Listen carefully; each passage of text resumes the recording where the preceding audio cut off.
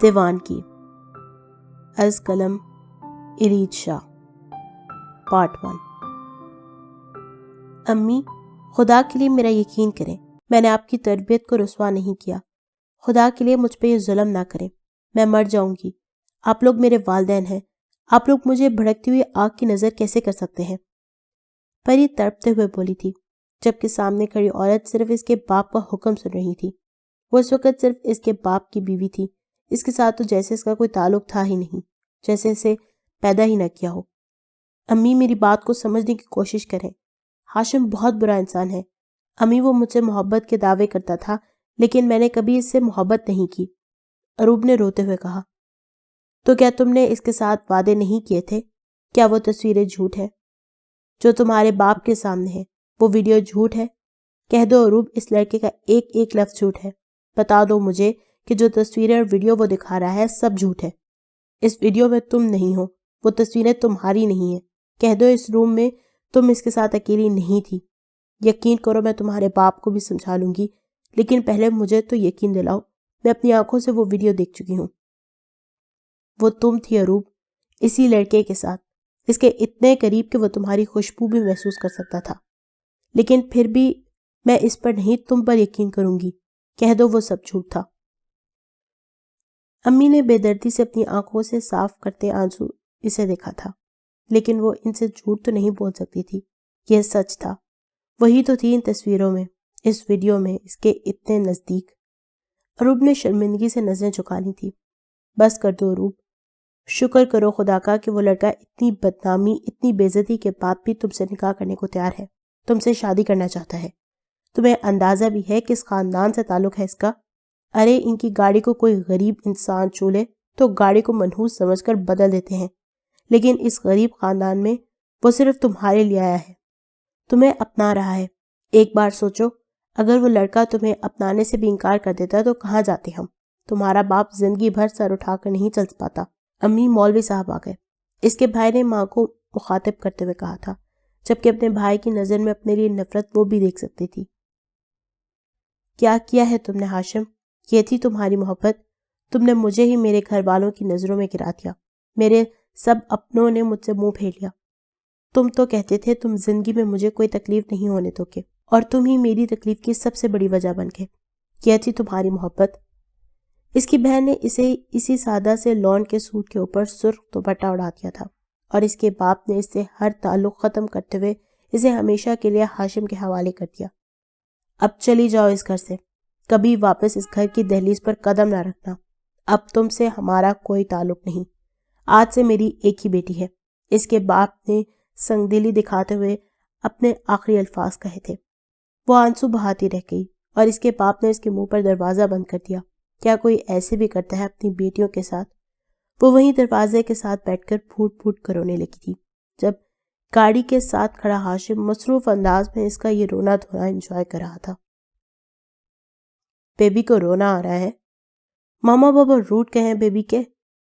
وہ ایک ایک قدم اٹھاتا اس کے قریب آ گیا۔ اروب نے نفرت سے دیکھا تھا، وہ کیسے اس کی بے بسی کا مذاق اڑا رہا تھا۔ تمہیں کیا لگا تھا تم ہاشم سلطان کو دھوکہ دو گی اور ہاشم کچھ نہیں کرے گا؟ کیا لگتا تھا تمہارے دھوکے کے بعد میں کسی ناکام عاشق کی طرح روؤں گا، پیٹوں گا، اپنی ناکام محبت کا سوگ مناؤں گا؟ جو ہاشم کو دھوکہ دیتا ہے، ہاشم اس پر زندگی کی ہر سانس حرام کر دیتا ہے۔ تیار ہو جاؤ مسز ہاشم، ایک ایک سیکنڈ تڑپنے کے لیے۔ اگلے ہی پل ہاشم نے بے دردی سے اس کے بال پکڑے اور اسے گھسیٹتے ہوئے گاڑی میں ڈالا۔ تم اس دنیا میں پہلی انسان تھی اروب جس سے ہاشم نے محبت کی تھی، اور یقین کرو تم سے زیادہ نفرت بھی آج کسی سے نہیں، اور اب تم اس نفرت میں ہر پل تڑپو گی۔ تم میری محبت کی دیوانگی دیکھ کر سہم جاتی تھی نا؟ اب تیار ہو جاؤ میری نفرت برداشت کرنے کے لیے۔ اب تک تم نے میری محبت میں میری دیوانگی دیکھی ہے، اب نفرت میں دیکھو گی۔ ہاشم نے فل سپیڈ میں گاڑی آگے بڑھاتے ہوئے ایک نفرت سے بھرپور نگاہ سے اسے دیکھا تھا۔ 6 ماہ پہلے۔ یار، یہ یونیورسٹی تو بہت زیادہ ہی بڑی ہے، مجھے بالکل اندازہ نہیں تھا کہ اتنی بڑی ہوگی۔ میں تو اکیلی یہاں گم ہو جاؤں گی، پلیز تم میرے ساتھ رہنا۔ وہ زہرا کا ہاتھ تھامے ہوئے بولی تھی۔ اروب یار، تم میرا کوئی چھوٹی بچی تھوڑی ہو جو گم ہو جاؤ گی۔ اوپر فرسٹ فلور پر تمہاری کلاس ہے، سیڑھیاں چڑھ کے رائٹ سائڈ پر جانا اور کہیں مت جانا، اور کلاس لے کر سیدھی وہاں نیچے آ جانا جہاں سے ہم ابھی گزرے ہیں۔ میں نے تمہیں بتایا تھا وہ کینٹین ہے۔ اپنا خیال رکھنا، میں تمہیں تھوڑی دیر کے بعد ملتی ہوں۔ وہ پیار سے اسے کہتے ہوئے اپنی کلاس لینے چلی گئی تھی، جبکہ اپنے آگے پیچھے لوگوں کی اتنی بھیڑ دیکھ کر وہ اچھی خاصی نروس ہو گئی تھی۔ اسٹوڈنٹس تو اس کے کالج میں بھی بہت سارے تھے، لیکن اتنے لڑکوں کے بیچ اس سے پہلے اس نے کبھی بھی تعلیم حاصل نہیں کی تھی۔ یہ تو اس کی اس سہیلی کی مہربانی تھی جس نے اس کے بابا کے سامنے دلائل دے کر آخر سے اس یونیورسٹی کی راہ دکھائی تھی۔ شکر ہے اس کا ایڈمیشن ہو چکا تھا، ورنہ کلاس شروع ہوئے 1.5 مہینہ ہو گیا تھا، اور زہرا بھی پچھلے 1.5 مہینے سے اپنی کلاسز لے رہی تھی۔ اس کا ڈپارٹمنٹ الگ تھا، ورنہ شاید وہ اس کے ساتھ چپکے ہوئے ہی سارا دن گزار دیتی۔ وہ دیکھو، نئی بکری آ رہی ہے۔ اس نے جیسے ہی اوپر قدم رکھا 2-3 ماڈرن سی لڑکیاں آپس میں باتیں کر رہی تھیں۔ وہ انہیں نظر انداز کرتے ہوئے آگے بڑھنے لگی جب ان میں سے ایک نے اس کا راستہ روک لیا۔ اوہ ہیلو، سینئرز کو سلام کرنے کا رواج نہیں تھا کیا تمہارے کالج میں؟ یا اماں ابا نے سلام کرنا سکھایا نہیں؟ وہ بڑے ہی بے باک انداز میں اس کے سامنے آ کر بولی تھی۔ وہ السلام علیکم کہہ کر آگے بڑھنے لگی۔ جیا، اس کا ایٹیٹیوڈ دیکھو، تمہیں نخرے دکھا رہی ہے، دوسری لڑکی نے اسے مخاطب کرتے ہوئے کہا۔ تو مجھے نخرے دکھائے گی؟ تو مجھے اپنا ایٹیٹیوڈ دکھائے گی؟ اس یونیورسٹی میں صرف ایک ہی لڑکی کو ایسا کرنے کی اجازت ہے، اور وہ جیا مبین ہے، سمجھی؟ وہ اس کا بازو دبوچ کر اسے واپس گھسیٹتے ہوئے بولی تھی۔ آئی ایم سوری، مجھ سے غلطی ہو گئی، پلیز میرا بازو چھوڑ دیں، میری کلاس مس ہو رہی ہے۔ اپنا غصہ اندر دباتے ہوئے وہ اس لڑکی سے بولی تھی۔ اچھا، تو بیبی کی کلاس مس ہو رہی ہے؟ اب تو بیٹا تیری کوئی کلاس نہیں ہوگی، کیونکہ تو ابھی اور اسی وقت ان سیڑھیوں کے 100 چکر لگائے گی۔ مجھے ایٹیٹیوڈ دکھانے کی سزا تو ضرور ملے گی۔ جیا نامی لڑکی نے اپنی سہیلی کی بات کو کچھ زیادہ ہی سر پہ لے لیا تھا۔ دیکھیں، میں نے آپ کو کوئی ایٹیٹیوڈ نہیں دکھایا، اور نہ ہی آپ کے ساتھ کوئی بدتمیزی کی ہے، سو پلیز مجھے جانے دیں، اروپ نے عاجزی بھرے انداز میں کہا تھا، کیونکہ اس یونیورسٹی میں آنے سے پہلے ہی وہ اس کے ماحول کے بارے میں بہت کچھ جان چکی تھی۔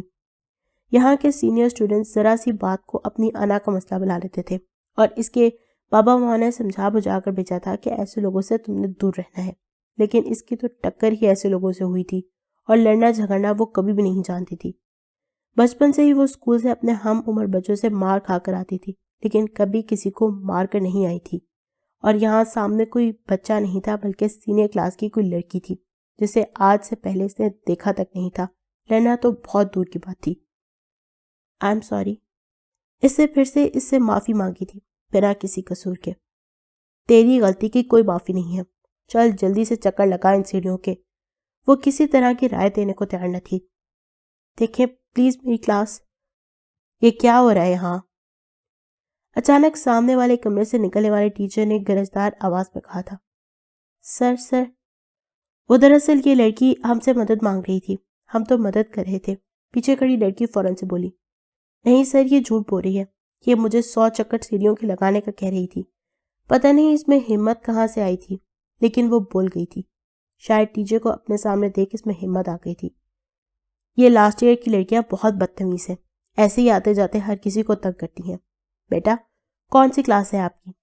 وہ ان کو ڈانٹتے ہوئے اس سے پوچھنے لگے۔ فرسٹ ایئر سر، آج میرا پہلا دن ہے، وہ سر کو دیکھتے ہوئے بولی۔ بیٹا وہ فرسٹ ایئر کی کلاس ہے، آپ سیدھی وہاں چلی جاؤ، اور تم چاروں مجھے اسٹاف روم میں ملو۔ بہت ہی بدتمیز لڑکیاں ہو تم سب، بہت شکایتیں آ رہی ہیں تم لوگوں کی، لیکن یہ شکایت تم لوگوں کے گھر تک جائے گی، وہ غضبناک انداز میں بولے، جبکہ وہ چاروں غصے سے جاتے ہوئے دیکھ رہی تھی۔ انہیں ڈانٹ کر سر واپس اپنی کلاس میں چلے گئے تھے۔ اس لڑکی کی تو خیر نہیں، اسے تو میں بتاؤں گی کہ جیا مبین کے ساتھ پنگا لینے کا کیا انجام ہوگا۔ سر کے ڈانٹ اور وارننگ کا اس پر کوئی اثر نہیں ہوا تھا، لیکن اس لڑکی کو مزہ وہ ضرور چکھانے والی تھی۔ لیکن وہ لڑکیاں تھیں کون اروپ، اور تم نے سر کے سامنے ان کی شکایت کیوں کر دی یار؟ کہتی تھی کہ ہم ایسے ہی بات کر رہے تھے، یہ نہ ہو لڑکیاں تمہارے ساتھ کوئی ضد باندھ لیں۔ ارے وہ لڑکی مجھے کچھ نہیں کہہ سکتی، سر نے اتنی زور سے ڈانٹا ہے انہیں، وہ اسے دیکھتے ہوئے کہنے لگی۔ اروپ میری جان، یہ اسکول کالج لیول نہیں ہے، یہاں یونیورسٹی کے لوگ انا کا مسئلہ بنا لیتے ہیں، اور اللہ نہ کرے کہ لڑکیاں وہی ہوں پھر جو میں سوچ رہی ہوں۔ کیا تم نے ان میں سے کسی کا نام سنا تھا؟ وہ پریشانی سے دیکھتے ہوئے بولی۔ میں یہ تو نہیں جانتی کہ تم کس کے بارے میں بات کری ہو، لیکن ان میں سے ایک لڑکی کا نام جیا مبین تھا، اس نے سموسہ کھاتے ہوئے بتایا۔ لیکن زہرا کو تو جیسے اچھو لگ گیا۔ کیا تم نے جیا مبین کی سچ سے شکایت کر دی؟ او مائی گاڈ، یہ تم نے کیا کیا؟ زہرا اب سر پکڑ کے بیٹھ گئی تھی، جبکہ وہ ناسمجھی سے اسے دیکھ رہی تھی۔ تیز رفتار میں یونیورسٹی کے داخلی دروازے سے اندر داخل ہوتی آڈی A6 نے سامنے بیٹھے تمام اسٹوڈنٹس کو اس کی طرف متوجہ کر دیا تھا۔ آخر 15 دن کے بعد اس کا دیدار ہونے جا رہا تھا۔ ہر بار کی طرح اس نے اپنی پرانی روایت قائم رکھتے ہوئے سب سے پہلے پارکنگ ایریا میں اپنی گاڑی پارک کی تھی، اور اس جگہ پر اپنی گاڑی کھڑی کرنے کی غلطی کبھی کوئی نہیں کرتا تھا، کیونکہ اس جگہ کی وہ قیمت ادا کرتا تھا، یونیورسٹی کے مالکوں کو نہیں بلکہ یہاں کے غنڈوں کو، جو اس نے اس جگہ کی رکھوالی کے لیے رکھے ہوئے تھے۔ گاڑی کی چابی سامنے کھڑے آدمی کی طرف پھینکتا وہ سامنے سے تیزی سے آتے لڑکوں کی طرف متوجہ ہوا تھا۔ یار تم کہاں چلے گئے تھے؟ ہم سب نے تمہیں بہت ڈھونڈا، تمہارے گھر تک گئے، لیکن وہاں سے ہمیں پتا چلا کہ تم پیرس نکل گئے۔ ہم سب نے تمہیں بہت مس کیا ہاشم، پچھلے 15 دنوں سے ہم نے کوئی پارٹی تک نہیں کی تمہارے بغیر، موہت اس کے ساتھ چلتے ہوئے بولا۔ تو پھر یہ بکواس کیوں کر رہے ہو کہ تم مجھے مس کر رہے تھے؟ سیدھے کہو پارٹی کرنی ہے، اور تمہاری جیب میں ایک پھوٹی کوڑی بھی نہیں جس سے تمہارے منہ کا ذائقہ بدل سکے۔ وہ لحاظ رکھے بنا بولا، جب اسے پیچھے سے زوردار ٹکر کی آواز سنائی دی تھی۔ پیچھے مڑے بنا بھی وہ جان چکا تھا کسی نے اس کی فیوریٹ گاڑی کو اپنی کھٹارا کا نشانہ بنایا ہے۔ ذلیل انسان، تیری ہمت کیسے ہوئی ہاشم کی گاڑی پر ڈینٹ مارنے کی؟ تجھے پتا بھی ہے یہ ڈینٹ کیسے جائے گا؟ وہ غصے سے اس کا گریبان پکڑ چکا تھا، جبکہ وہ معصوم سا اسٹوڈنٹ آنکھوں پر چشمہ چڑھائے دونوں ہاتھ باندھے اس کے سامنے کھڑا تھا۔ مجھے معاف کر دیجئے، وہ غلطی سے ہو گیا، میری گاڑی کی بریکس نہیں کام کر رہی تھی۔ معافی تو ہاشم کسی کو بھی نہیں دیتا بیٹا، یہ پیسے تو تجھے پورے کرنے ہی پڑیں گے، اس کے لیے تو یہ گاڑی بیچ یا خود کو، لیکن جب تک تو اس ڈینٹ کے پیسے نہیں دیتا تو یہاں سے ایک قدم ہی نہیں اٹھا پائے گا، کیوں ہاشم؟ وہ بات مکمل کرتا ہے اس کی طرف دیکھ کر کہنے لگا، چھوڑ دے اسے۔ وہ اکتائے ہوئے لہجے میں بولا، ایسے کیسے ہاشم؟ تیری نئی گاڑی بھی 15 دن پہلے ہی تو نے لی تھی۔ موہت اس لڑکے کو جانے نہیں دینا چاہتا تھا، اسے غریبوں کا مذاق بناتے بہت مزہ آتا تھا، جس میں وہ ہاشم کو بھی شامل کرنا چاہتا تھا۔ میرے بابا کو فون کر اور بول دے کہ اس گاڑی پر داغ لگ گیا ہے، باقی وہ سمجھ جائیں گے۔ وہ کہہ کر آگے بڑھ گیا تھا، جبکہ وہ بھاگتے ہوئے اس کے پیچھے آیا۔ داغ نہیں لگا یار، ڈینٹ پڑ گیا ہے، لیکن چلا جائے گا، 30-40 ہزار میں، اس نے اپنا بھی خرچہ ڈال کے بتایا۔ لیکن پھر بھی یہ میرے لیے پہلی جیسی نہیں ہوگی، میرے لیے داغ ڈینٹ سب ایک برابر ہے، یہ گاڑی تو رکھ لے۔ وہ اس کا کندھا تھپتھپاتے ہوئے کسی کی تلاش میں نظر دوڑانے لگا۔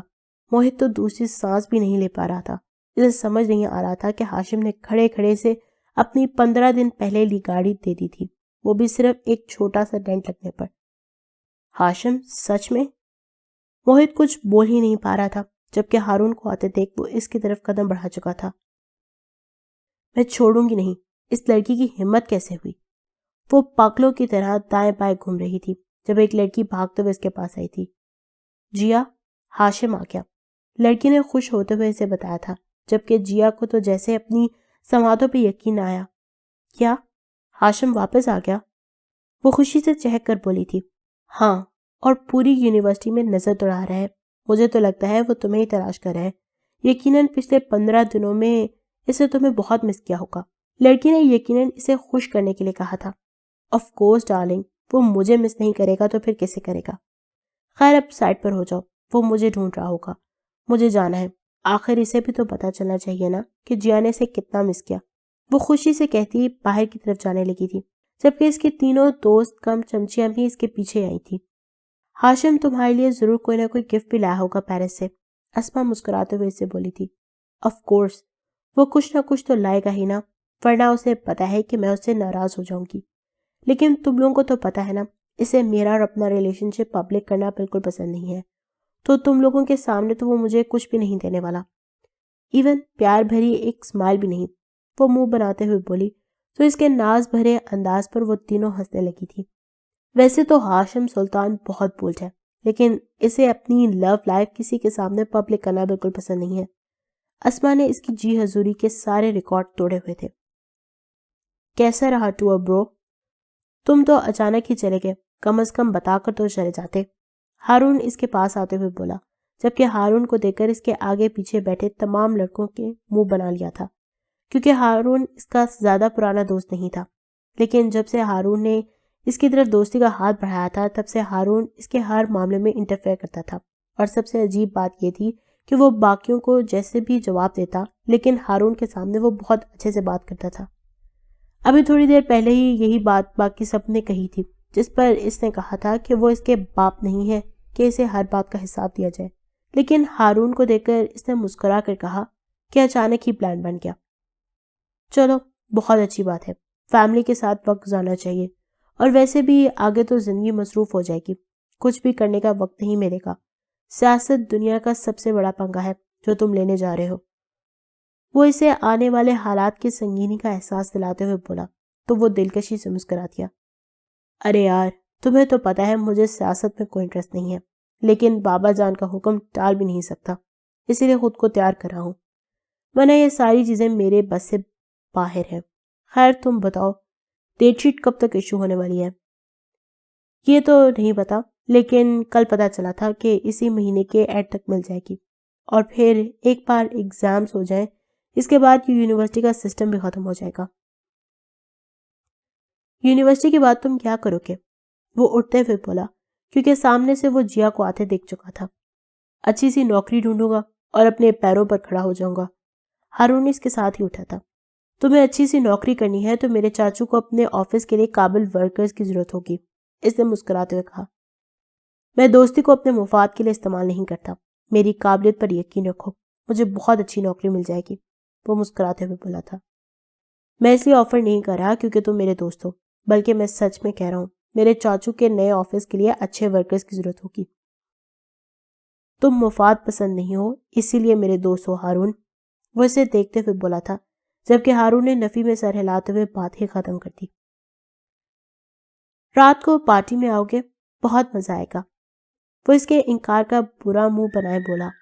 نہیں، میں کسی ایسی جگہ پہ نہیں آؤں گا جہاں تم لوگ شراب پیتے ہو، مجھے کل روز محشر اپنی ماں کو منہ دکھانا ہے، وہ انکار کرتے ہوئے بولا۔ تمہارے لیے جوس کا انتظام کراؤں گا، وہ شرارت سے گویا ہوا۔ آ جاؤ یار، تمہارے بغیر مجھے بالکل مزہ نہیں آئے گا۔ ارے یار، تمہارا مزہ سامنے سے آ رہا ہے، ادھر دیکھو، جس طرف جا رہے ہو وہ پیچھے پیچھے آ رہی ہے، اب بات کرو اس سے۔ وہ اس کا کندھا تھپتھپاتے مسکراتے ہوئے وہاں سے نکل چکا تھا، جبکہ جیا اس کے پاس آ کر رک گئی تھی۔ ہاشی، یہ کیا، تم واپس آئے اور مجھ سے ملے ہی نہیں، اور تو اور جاتے ہوئے بھی تم نے مجھے نہیں بتایا کہ تم کہیں جانے والے ہو۔ جیا اس کے بازو میں ہاتھ ڈالتے ہوئے بے باکی سے اس کے کندھے پر اپنا سر رکھ چکی تھی۔ پیچھے ہٹو جیا، اس طرح سے چپکا مت کرو، میرا نام ہاشم سلطان ہے، میرا نام بگاڑنے والوں کو میں منہ لگانا پسند نہیں کرتا، اور تمہیں کیوں بتا کر جاتا تاکہ تم بھی ٹکٹ بک کروا کر میرے پیچھے آ جاؤ، وہ چہرے پر ناگواریت سجائے ہوئے بولا، جبکہ اس کی آواز بہت کم تھی، دیکھنے والا اندازہ نہیں لگا سکتا تھا کہ ان دونوں کے مابین کیا بات چل رہی ہے۔ آئی ایم سوری ڈارلنگ، میں تم سے صرف پیار سے کہہ رہی تھی، اور اگر میں تمہارے پیچھے آ بھی جاتی تو اس میں کیا قباحت ہے؟ کیا تم اپنے آس پاس ایک حسین لڑکی کو نہیں دیکھنا چاہتے؟ کیوں نہیں، میں اپنے آس پاس حسین لڑکیوں کو دیکھنا چاہتا ہوں، بشرطیہ وہ حسین ہو۔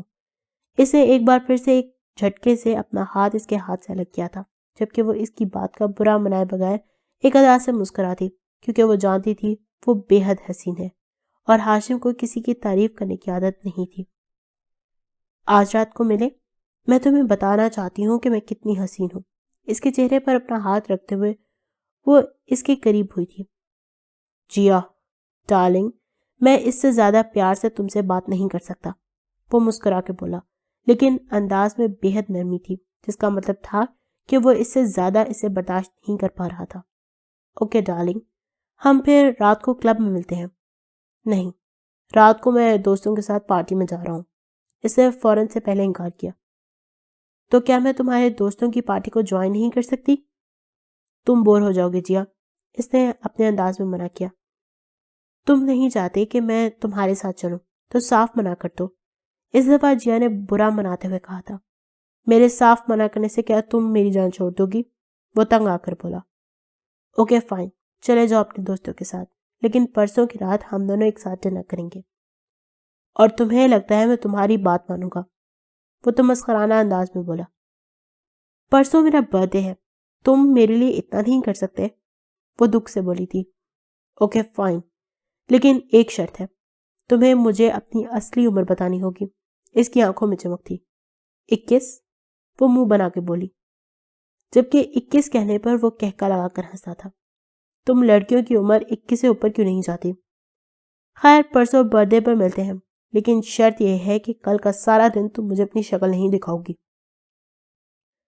میں تمہیں دیکھے بنا کیسے رہوں گی؟ وہ اداس ہوئی فوٹو دیکھ کر۔ ہاشم نے حل پیش کیا، جبکہ اس کے جان چھڑانے والے انداز پر وہ مسکرا دی تھی۔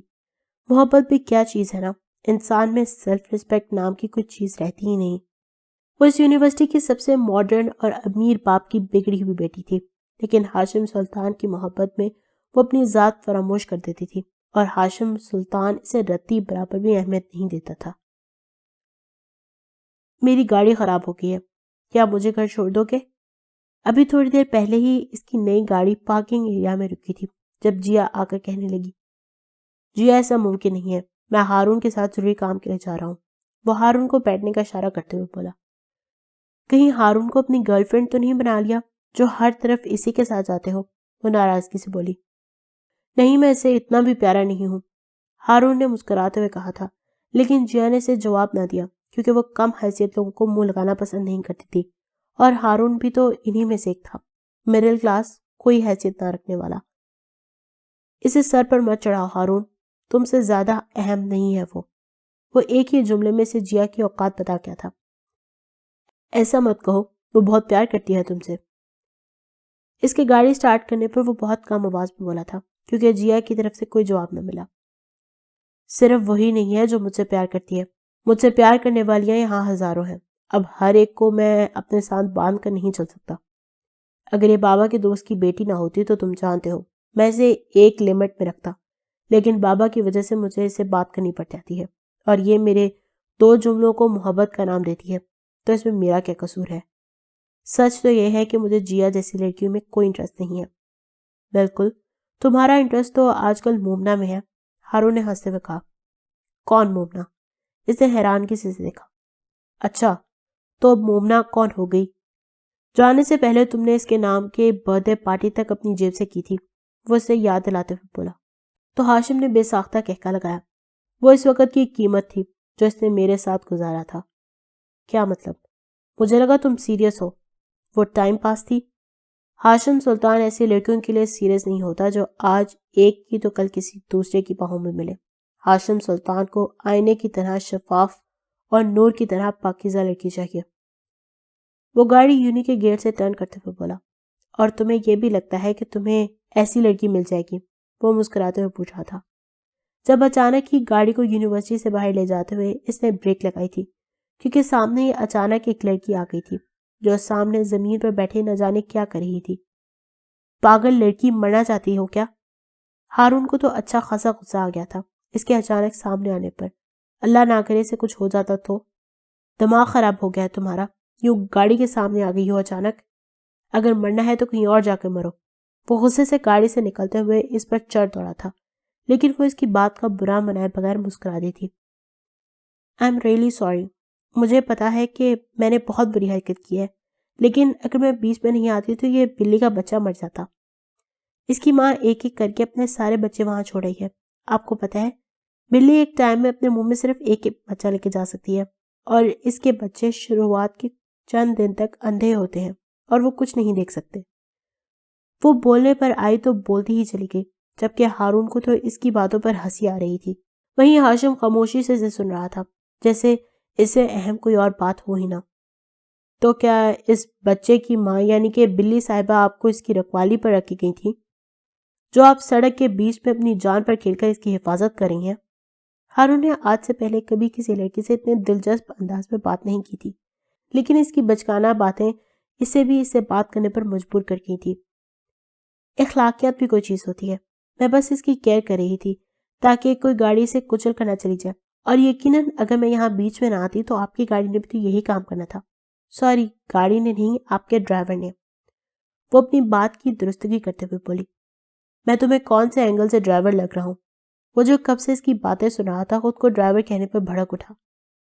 مسٹر، جو گاڑی ڈرائیو کرتے ہیں وہ ڈرائیور ہی ہوتے ہیں، انہیں کسی بھی اینگل سے ڈرائیور لگنے کی ضرورت نہیں پیش آتی۔ وہ اسے جواب دے کر نیچے زمین کی طرف دیکھنے لگی تھی، جہاں ایک بلی تیزی سے اس کے پیر کے قریب سے اپنا بچہ اٹھا کے لے گئی تھی، جسے لے جاتے دیکھ اس کے دونوں گالوں پر ڈمپل نمایاں ہوئے تھے۔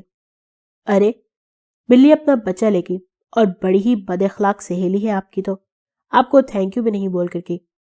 ہاشم اسے دیکھتے ہوئے مذاق اڑانے والے انداز میں بولا، میں آپ کو کون سے اینگل سے اس بلی کی سہیلی نظر آ رہی ہوں؟ وہ اسے گھور کر پوچھنے لگی، جو بلی کی غیر موجودگی میں اس کے بچوں کی حفاظت کرتی ہے، اس کے بچوں کی آیا اور بلی کی سہیلی لگتی ہے، اسے کسی اینگل سے لگنے کی ضرورت پیش نہیں آتی۔ وہ اس کے الفاظ لوٹاتے ہوئے بولا تو ہارون کا جاندار کہکا بلند ہوا، جبکہ ان کو پاگلوں کی طرح ہنستے چھوڑ کر وہ اپنے بابا کے انتظار میں وہیں سے باہر چلی گئی تھی، جبکہ ہاشم اور ہارون دونوں کا موڈ اس کچھ پاگل مگر معصوم سی لڑکی سے مل کر خوشگوار ضرور ہو گیا تھا۔